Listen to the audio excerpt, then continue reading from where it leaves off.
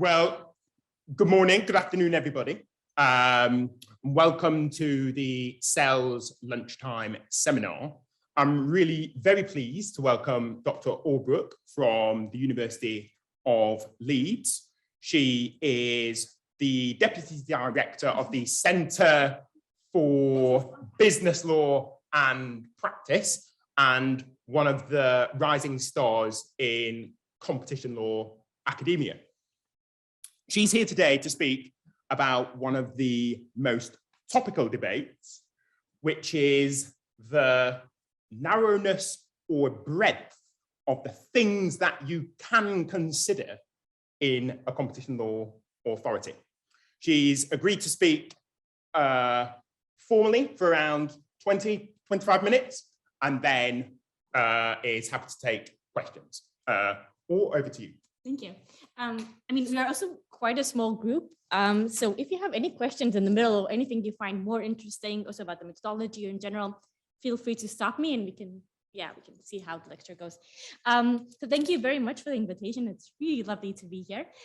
Today I'm going to present my book, which should be out any day now. And there are some discount codes here if you're interested afterwards. Okay, what I was hoping today is just to give a bit of a context of the question of the role of non-competition interest in EU competition law, talk a bit about the project and especially the methodology, which is quite different than regular legal analysis, then present some of the findings and some of the recommendations that come out of the book. Okay, so just a bit of the context of this legal question. So, a good example of the question of how to balance competition and non-competition interest is a Dutch coal power plant case of 2013. In 2013, all power plant operators in the Netherlands came together and they decided to accelerate the closing down of their coal power plants and to move to more sustainable, greener ways of energy production. This type of arrangement was broadly supported in the Netherlands. So local government was part of the arrangement, NGOs, all of the industry. However, it was also clearly anti-competitive because it was clear that as a result of the disruption of the market forces, the prices of energy in the Netherlands will go up, at least in the medium to short term. And therefore, the Dutch Competition Authority decided to block this transaction, noting that it's illegal. It's a cartel arrangement under both EU and Dutch competition law. So this case, like many other, raised the question of how public policy considerations or non-competition interests, which are almost the same thing, can be taken into account. This is definitely not a new question. So Adam Smith, the founder of modern economics and such also of modern competition law, had already addressed this issue, labeling the consideration of non-competition interest as affectation, as a false claim, and saying that not a lot of words need to be employed in order to rule this option out. Now, although Smith's work was fundamentally inspiring competition law and EU competition law, he got it quite wrong when it comes to this question, because the debate on the role of non-competition interest is one of the fundamental issues that come in again and again every few years. In fact, if we look at the EU treaties themselves, they seem to leave some room for the considerations of non-competition interest. Therefore, while Article 101.1 prohibits essentially any type of anti-competitive agreement, Article 101.3 set the exemption if you can fulfill those 4 conditions. However, although Article 101.3 suggests that there is some room for some non-competition interest, its vague wording makes it very difficult to understand what competition interests could be relevant and how to take them into account. So if we take, for example, again, the example of the Dutch coal power plant case, it's unclear if sustainability or reduction in pollution can be taken into account. And that becomes even more complicated if you go for even less tangible interests like animal welfare, employment, culture, or the EU industrial policy. Therefore, this question mostly was left to the interpretation of the competition authorities and the courts throughout the years.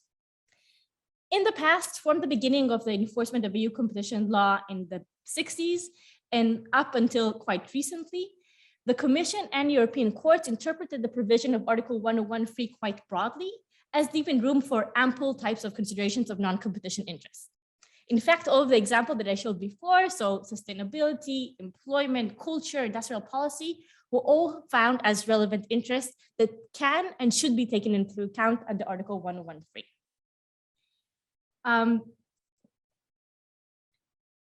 In particular, the Commission has interpreted Article 101(3) not only as being about competition law and exceptions to the competition rules, but also as a tool to shape the European markets.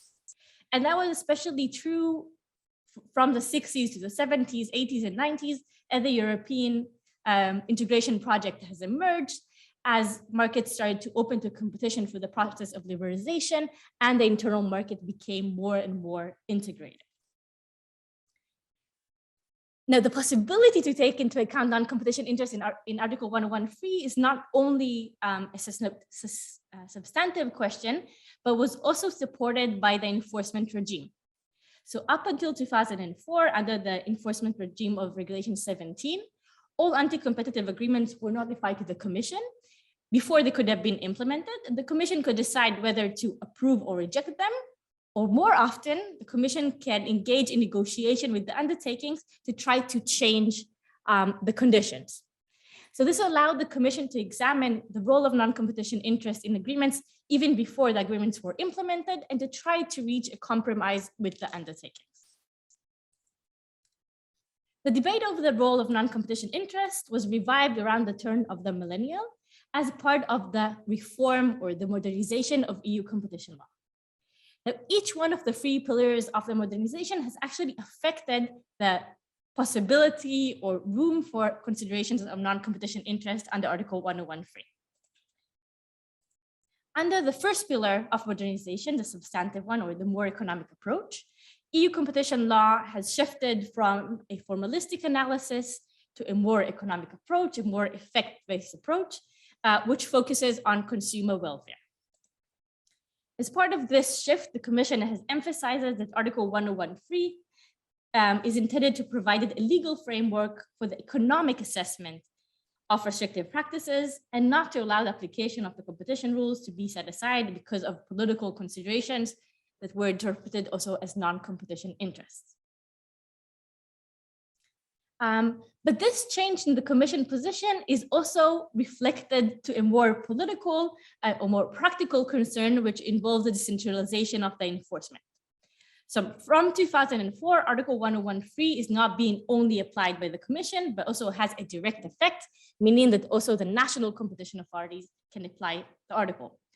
The Commission wanted to make sure that national competition authorities, that not all of them share the same competition culture, especially back in 2004, will interpret the article as being about economics and consumer welfare, and will not allow for protectionist measures.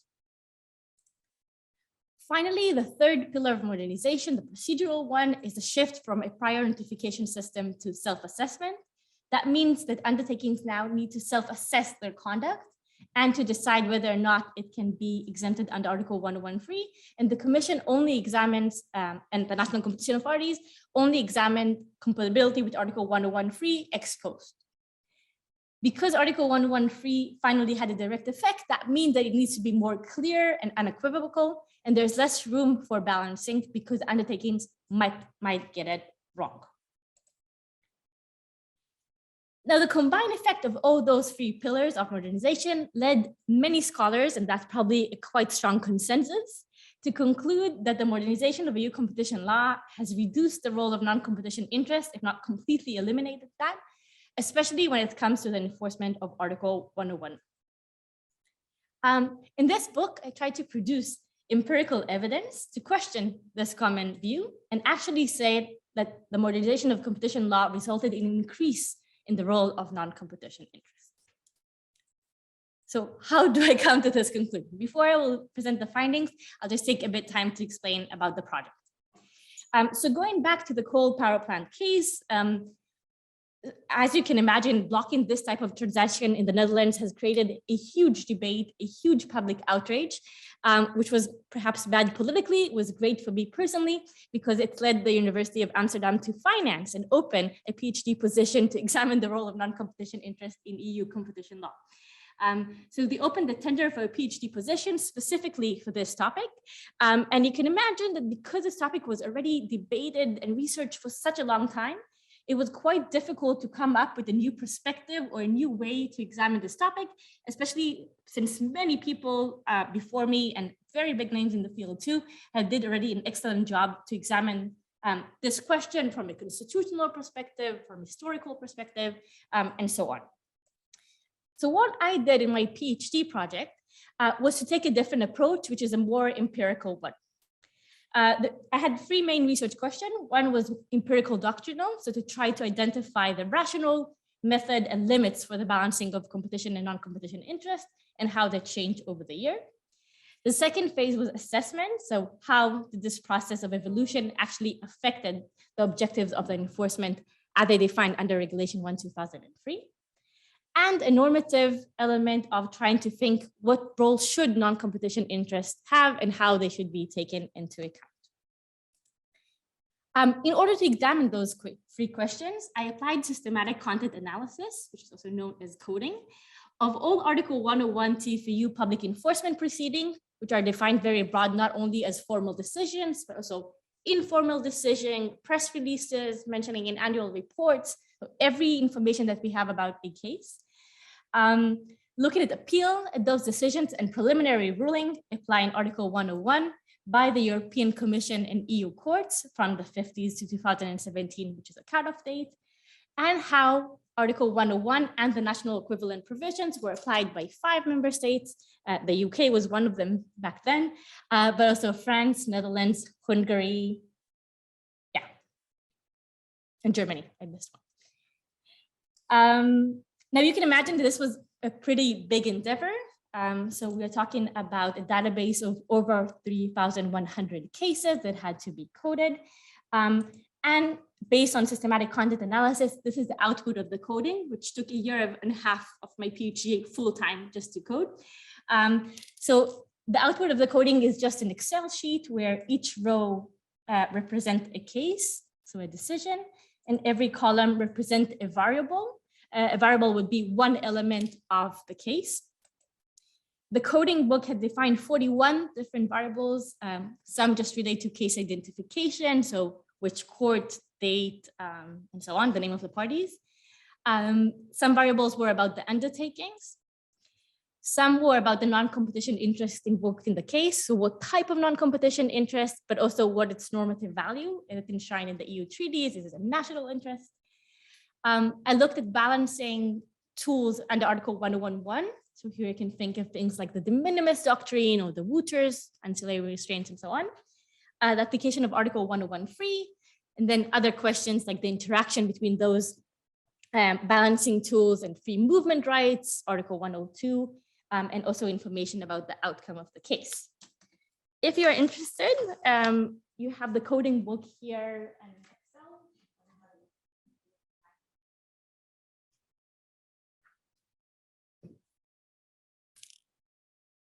okay, for each one of the variable, and you can also see that the coding book has defined a pre-existing list of value labels. That means how this specific variable can be interpreted. For example, if the case examined consumer under Article 101.3, how it was defined. Was it as a direct consumer or society as a whole? Now, the use of systematic content analysis in law in general allows us to code discretion. So it's a way of a bottom-up approach to approach legal questions. So instead of thinking how the law should apply, you're looking at how the law is actually being applied. And that's allowed to code visible cases or explicit substantive balancing tools like Article 101 and 103. As I mentioned, you can look at the type of non-competition interest, the balancing method, what kind of proportionality test was used, is it a legal or economic one, the intensity of control in terms of evidence, the frequency of use of those cases, and so on. However, and I think perhaps more interestingly, systematic content analysis also allows us to look at the dark matter of the enforcement. That means ways to take non-competition interest into account by not enforcing the law. More specifically, because it was a change in the enforcement regime in 2004, if we compare the white core, so the cases that were decided on the merits in terms of balancing questions after 2004, and compare it to cases that were examined before modernization. So when the commission had to examine all of the agreements that was notified to it, we can try to see which cases the commission decided not to bring forward. And as I will show you later, I think that this is where most of the interesting debate actually lies. So in terms of the state of the art of the project and hopefully of the book, so first of all, it's taking an empirical approach to examine an old question and looking at the dark matter of the enforcement. The book also examines new balancing tools. So most of the focus so far was on Article 101 free balancing, a bit on Article 101.1. The book also allows to examine balancing through block exemption regulations, unique national exceptions that are, so it's rules that adopted by national competition authorities or by member states that somehow affect the application of Article 101, balancing by way of remedies, and balancing by enforcement discretion, so choices of priority setting. Finally, the book allows a new perspective to the role of non-competition interest because it sheds light on national enforcement. So most work previously mostly focused on EU competition law enforced by the Commission and EU courts, although since 2004, around 90% of cases having effect on trade between member states are actually examined by national competition authorities. Any questions about the methodology so far? Okay, so we can go to the findings. So just to remind you, what I'm trying to prove now is that the modernization of EU competition law has actually increased the role of non-competition interest in the enforcement. And although the book is out now, if you are critical or not convinced, please let me know and I will try to defend it better. So the first graph, which I think is interesting, is to examine the application of Article 101 free throughout the years. So what you can see here in the yellow bars are the cases where exemptions under Article 101 free were granted. The upper black line represent all of Article 101 TFEU proceedings over the years. And the dotted lines are all cases where Article 101 free was invoked, was argued by the parties. So from a first look, you can see that Article 101 free was never successfully invoked after 2004. And this is actually, so as far as I know, this is the first time that it's being recorded empirically, but a lot of people knew that. Article 101 free is a dead letter, is not really applicable since 2004. And this actually seems to support the opposite of what I'm trying to say. However, because we applied systematic content analysis, this graph also shows us a second trend, which I think is actually more interesting, which relates to the invocation rate of Article 101 free. So you can see that up until 2004, Article 101 free was invoked in 57% of the cases. And this figure is similar, doesn't matter how you cut the years. So even if you just take 5 or 10 years before that, while after 2004, starting exactly after Regulation 1/2003 entered into force, the invocation rate of Article 101 free dropped to 25% of the cases. Now, this is really an odd finding because it shows that while the Commission decided to move to a more economic approach, and that started already in 1999, just in 2004, suddenly in one day, lawyers have decided to stop to try to invoke Article 101 free in cases in front of the Commission. And we also know that the Commission guidelines are not binding. So why would lawyers decide to stop even trying to invoke Article 101 free? In the book, I say that this could be explained if we look at the nature or type of agreements that the Commission has decided to pursue following modernization. So as I said before, because of the switch from notification system to self-assessment, the Commission can decide to select which cases to take and which to disregard. We can see that following, oh, sorry, you're not seeing the right one. You can see that following modernization, the Commission have mostly taken cases that started by leniency application, often together with settlements, which are cases that by definition refer to cartels, normally secret cartels. And those are cases which are unlikely to involve non-competition interests, right? So we don't really think that undertakings will come together secretly in smoke-filled rooms and try to save the world. It's more likely that there will be agreements which are purely anti-competitive and non-competition interests are not even relevant. We can see that Article 101(3) was discussed in cases involving commitments, although because it's commitments, we don't know if Article 101(3) would have applied before or after receiving the commitments. And we can see that Article 101(3) is incredibly prominent in other types of proceedings, which in a way resemble more the proceeding the Commission examined before the switch to a self-assessment regime. Now, this finding is true with respect to Article 101(3) balancing tools, but it's also true when you look at balancing via Article 101 balancing tool and the block exemption regulations.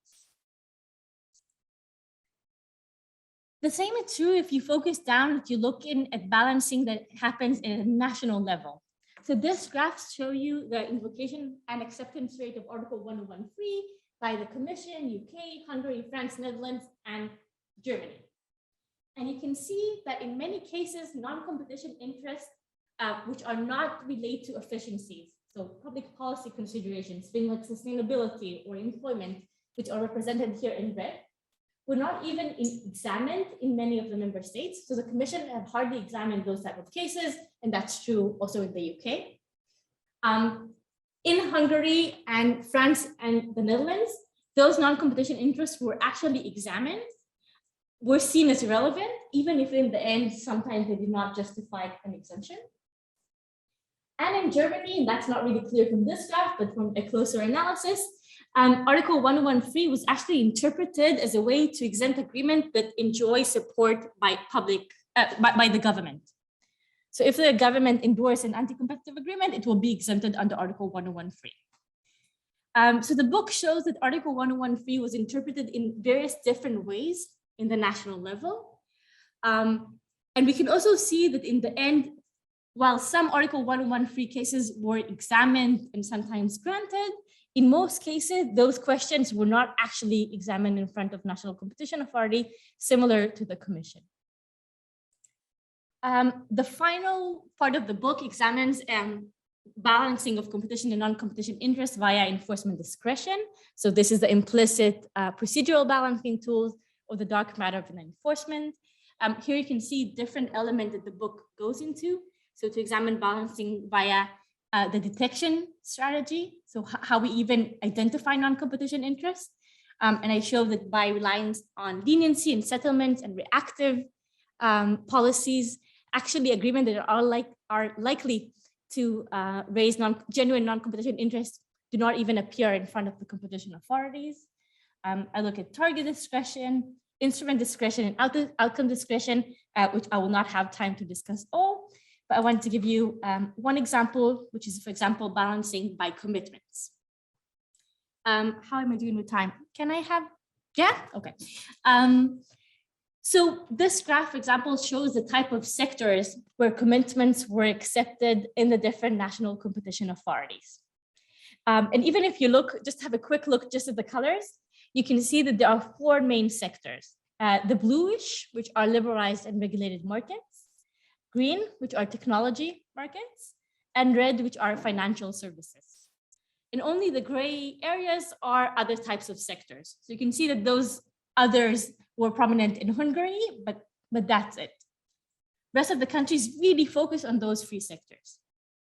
And you can see that those three sectors and those types of questions are exactly the type of agreements that the Commission examined prior modernization under Article 101(3) and granted exemption in many of those cases. So what I say in this book, that actually it's seen that the Commission has substituted Article 101(3) function prior to the modernization by commitments, while other types of cases are not being even brought in front of the Commission. So if the Commission needs to balance competition and non-competition interests, it's more likely to disregard the case altogether or to resolve the case by commitments, rather than applying Article 101(3) or Article 101(1) balancing tools. This is also shown by this graph, which summarizes the book. So if you look at the black bars, especially up until 2004, there are cases where the Commission actually applied the explicit substantive balancing tools. And you can see that since 2004, with the exceptions of very few cases, the Commission doesn't apply those substantive balancing tools, which I say actually hints that the Commission decided to shift to balancing by using the implicit procedural balancing tools. So why do we care, or what are the impacts of this shift? And I'm going back to the free research questions and trying to summarize the findings here. In the last chapter of the book, I showed that there are three main transitions in the way that non-competition interests have been taken into account. The first one, which I already mentioned, is a shift in the balancing tool. So up until modernization, the Commission, when it was faced with the question of how to balance competition and non-competition interests, the Commission has examined this case head on, actually discussed the balancing, actually discussed what non-competition interests are relevant using the explicit substantive balancing tools. Since modernization, all of those questions are only examined through procedural implicit balancing tools. That means that there is no actual public or legal debate. Those questions are then not subject to public debate or judicial review. And that means, in a way, that even if in the past Article 101(3) was interpreted very broadly, at least we had some legal structure to guide the enforcement. Nowadays, because the Commission can decide, and a national competition authority can decide which cases to take and which to disregard, it's likely that they will disregard cases where public policy considerations are raised, even if the conditions of Article 101(3) cannot justify this case. So in a way, it actually increased the role of non-competition interests. The second shift that is shown by the empirical results is a change of the locus of the balancing tools. That means that instead of having balancing tools that are being interpreted and applied in the EU level, they're being interpreted and applied by the member states. Now we can say, okay, this is a natural result of modernization, but actually we can see that here there are two trends that are happening together, and are not very visible in the EU level. So first of all, we have national competition authorities that interpret, and national courts that interpret the EU rules. And we can see that sometimes they use very different interpretations. And second, we can see a host of national balancing tools, so national rules, like national block exemption regulations, national exceptions, that allow to limit Article 101(1), and which are not even clearly compatible with EU law. And again, no debate or hardly any debate on those types of cases. Finally, we can also see a shift in the role of EU courts. So prior modernization, the EU courts were very involved in scrutinizing and developing new tools to balance between competition and non-competition interests. After modernization, we can see that the courts became incredibly passive.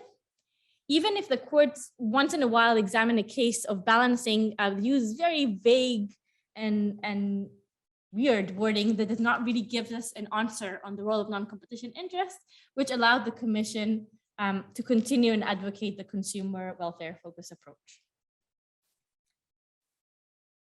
Each one of those transitions, in my opinion, actually undermine the objectives of Regulation 1/2003. So as a result of the shift to the implicit procedural balancing tool, the balancing or the role of non-competition interests is less effective. Again, because there's no structure or no limits on what type of non-competition interest can be taken into account. The result is also less uniformity, which again is also a result of decentralization, but it was reinforced because of the national interpretation and the national balancing rules, and less legal certainty because the court leave the question of the role of non-competition interests incredibly vague. In terms of recommendation, I think that the empirical findings prove that non-competition interests have and will always have play a role in the enforcement of Article 101. So even if we want to leave competition law only about consumer welfare, those public policy considerations will come to haunt us again and again and again. They might change a bit their nature. So in the past, I think employment and stability of the market was a big thing. Now it seems that sustainability is a huge thing. We saw it in the coronavirus. So even the Commission and the UK Competition Authority, which are very careful in limiting the competition rules, all agreed that some relaxation of the competition rules should take place during the COVID pandemic. And therefore, I think that the debate should shift, should start from the premise that non-competition interest will play a role and focus on how they should play a role. What I suggest is that national competition authorities will try to have a more diverse portfolio of cases.